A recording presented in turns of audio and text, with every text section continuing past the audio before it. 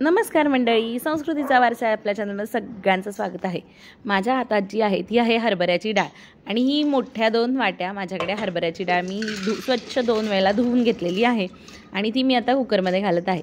तर यापासून आपण काय बनवणार आहे तर महाराष्ट्राचा लाडका आणि पारंपरिक पदार्थ बनवणार आहे, ती म्हणजे पुरणपोळी। जी कोणाला आवडत नाही अशी खूपच कमी माणसं असतील।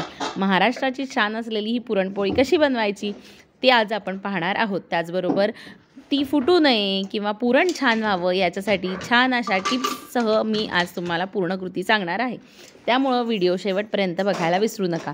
तर जेवढी आपली डाळ आहे त्याच प्रमाणात पाणी आपण घ्यायचं आहे। समजा जर 2 वाट्या डाळ असेल तर 2 वाट्या पाणी आणि आपण जी कटाची आमटी बनवतो त्याच्यासाठी ॲडिशनल 2 वाट्या असं 4 वाट्या पाणी आपण घेतलेलं आहे। त्याचबरोबर त्याच्यामध्ये हळद आणि तेल घालायचं आहे। तेल याच्यासाठी घालायचं आहे डाळ छान अशी मऊसूत शिजली जाते आणि हळदीने छान रंग येतो। आता मी याच्या 4 शिट्ट्या काढून घेणार आहे, म्हणजे डाळ छान अशी मऊसूत शिजते। डाळ कोणत्या प्रकारची आहे, ती जास्त जुनी आहे का चांगल्या क्वालिटीची आहे का याच्यावर सुद्धा डाळ शिजण्याचं अवलंबून राहतं। पण साधारणतः 4 शिट्ट्यांमध्ये डाळ छान मऊसूत अशी शिजते। जर ती ओव्हरकुक झाली तर पुरण बनवायला फार त्रास होतो। समजा जर पुरण पातळ झालं तर त्याच्यामध्ये आपण भाजलेलं डाळीचं पीठ वापरू शकतो, त्यामुळे ते पुरण योग्य प्रकारे घट्ट होतं आणि आपल्याला ते पुरण भरता येतं आणि पुरणपोळी लाटता येते। तर आता ही जी डाळ आहे ह्याच्यामध्ये मी पाणी जास्त घातलं होतं, कारण की आपल्याला कटाची आमटी बनवायची आहे। जर तुम्हाला कटाची आमटी बनवायची नसेल, फक्त पुरणपोळीच हवी असेल तर तुम्ही फक्त 2 वाट्या, जर डाळ असेल तर 2 वाट्याच पाणी वापरा। इथे मी उकळलेलं पाणी अजून घातलेलं आहे याच्यामध्ये, म्हणजे हा जो कट आहे तो छान निघावा।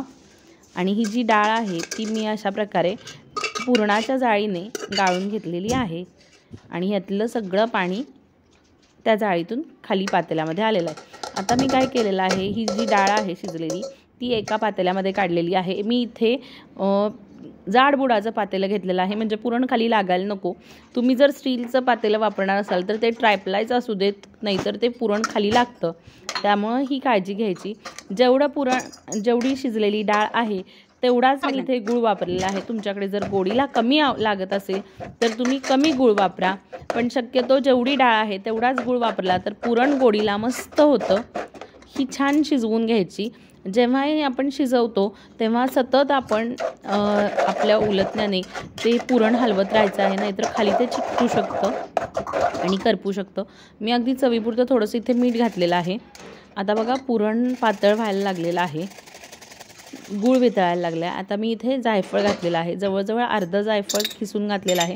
त्याचबरोबर थोडीशी सुंठ पावडर घातलेली आहे आणि वेलदोड्याची पूड घातलेली आहे। मी हे वेलदोडे फ्रेशली कुटून घेतलेले आहेत, त्यामुळे स्वाद जास्त लागतो। आणि जायफळ जसं मी खिसून घातलेलं आहे तसं खिसून घातलं तर त्याचा सुगंध खूप छान येतो।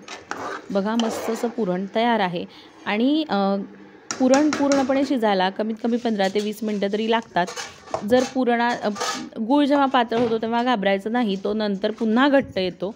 हे जे आपण पुरण शिजवून घेतलेलं आहे ते आपण पुरण यंत्रातून किंवा पुरणाच्या चाळणीतून छान असं बारीक करून घ्यायचं आहे।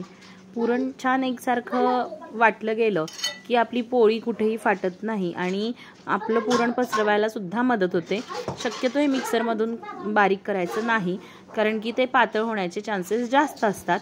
ही मी कणिक मळून घेतलेली आहे, जशी आपण पराठ्याला सैलसर कणिक मळतो त्या पद्धतीने ही कणिक मळून घ्यायची आहे आणि याचा उंडा करून घ्यायचा आहे।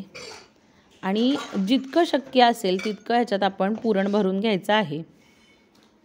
आणि नेहमीची जशी पोळी आपण लाटतो तसंच ह्याला थोडंसं जास्त प्रमाणात नेहमीच्या पोळीपेक्षा पीठ लावायचं आणि उलटून पालटून ती सगळ्या बाजूने एकसारखी लाटून घ्यायची।